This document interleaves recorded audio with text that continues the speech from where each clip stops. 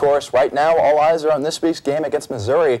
A win for the Wildcats this weekend makes them bowl eligible for the first time since 2006. Right now, we've got Shane Howard here from GoPowerCat.com. Shane, thanks for being here today. Hey, thanks, guys. Thank you very much for having me. I'm happy to be here. Well, with K-State, of course, in the North title race in football, and the basketball team looking like they've got a lot of potential this season. Can you kind of give us a feel of fans' excitement about the K-State athletic department right now?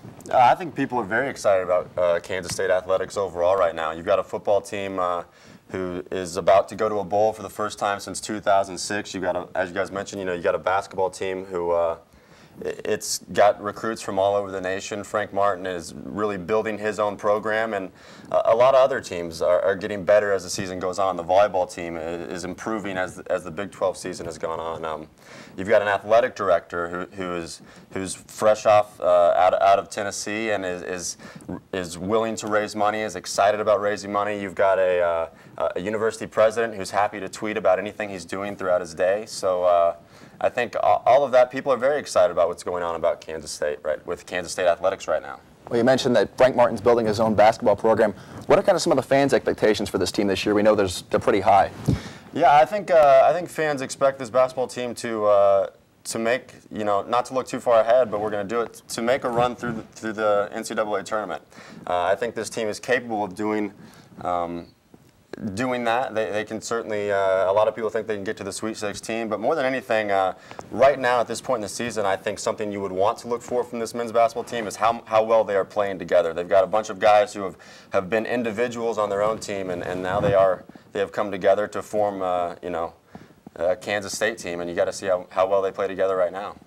We talked about the fans' reactions for the basketball team. What are the fans' expectations for this football team in the North, and what do the Wildcats have to do to get to win the North title? Well, I think at this point there's no question the North Division race leads to Lincoln, Nebraska. This weekend at Bill Snyder Family Stadium, the Kansas State football team has a chance to go undefeated at home. It's the first time that's happened since 1999. Against Missouri, K-State just probably needs to be really good in the second half. Missouri has not scored a touchdown in the second half in any Big 12 football game this year. So if K-State continues to run the ball, continues to and just play well in the second half, you got to think they can stay undefeated at home this season. And that game in Lincoln, Nebraska is certainly going to be a big one. Well, thank you so much for spending your time with us today, Shane. I know you're I know you're a busy man. Hey, no problem, guys. I'm happy to be here. Thank you very much for having me. So the possibility of a Big 12 North crown, the deepest the men's basketball team has been in 20 years, and a women's basketball player in contention for a national award, there's plenty to get excited about for K-State sports fans. So what are the people saying on the street? Let's listen up. I'm really excited for K-State athletics this season. I am really hopeful that K-State football can stay atop the North, go to the Big 12 championship, and I think if they face Texas, they definitely have a good chance of winning because, we've kind of toppled them a couple times.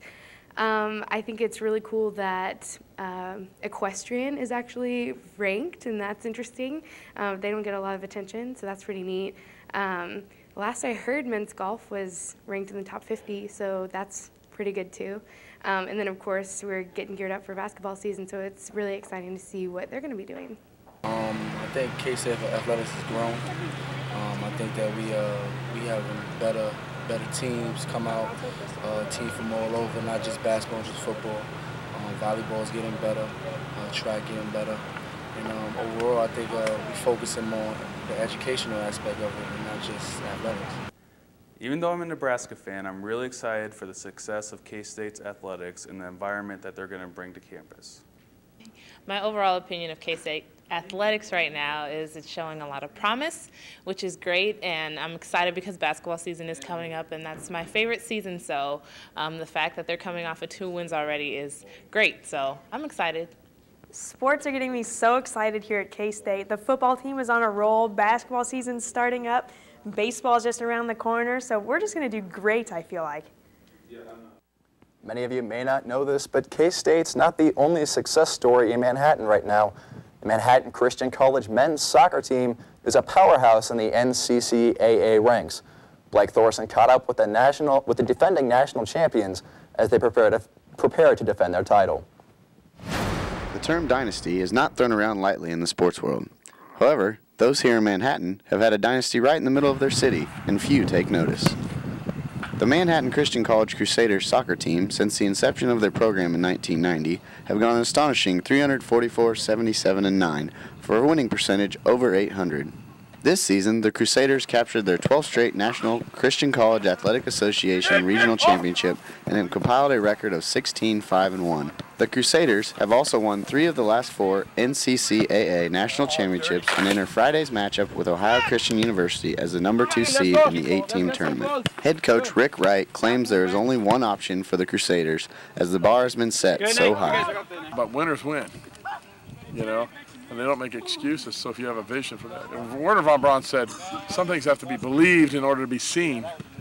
Well, if they're believed, you know, they got to believe they're going to win. And if somebody believes they're going to win, they're dangerous. And I think that that's what we do well. Convince these people, convince these young men they're going to win. What makes the team's continued success even more impressive is the fact that the Crusaders do not have athletic scholarships and have no soccer facilities of their own. It's definitely been tough. Deciding where we're going to practice every day, whether it's out at Griffith or Northeast Park. It's been tough just because we can't practice when we want to or have facilities needed, a training room, water, trainers, anything. It's definitely been tough, but I think we've adapted to it pretty well. However, the Crusaders have maintained their dominance by selling their amazing winning tradition to recruits and offering an affordable education in collaboration with K-State. We're one of the most inexpensive private colleges in Kansas. Combine that with our dual degree with K-State, and it allows us to recruit players, I think, that are at a higher level. So when you're one of the most inexpensive colleges in Kansas, what that means is that you're going to get some of these players. There's a lot of good players that go to K-State, and they want to go to K-State, so we'll match up really good with them. Senior forward and All-American Andrew Crandall talks about the lack of notoriety around Manhattan for this team. Walking around Manhattan, people asking you where you go to college, and they don't even know where you're at, and you're right in the middle of the town. And Coach Wright feels the lack of recognition in Manhattan is not a big issue to himself or his team. I love the game, and I would do we would do what we do if nobody watched, because we love the game and love the people that are involved. So. It's just one of those things where, and I think that's one of the reasons why we have success. We do what we enjoy. For Purple Power Play, I'm Blake Thorson. Best of luck to the Crusaders. How about that, Andy? A national champion right here in Manhattan. Yeah, regardless of the outcome, I would imagine the guys still have a good time in Florida at the national championships.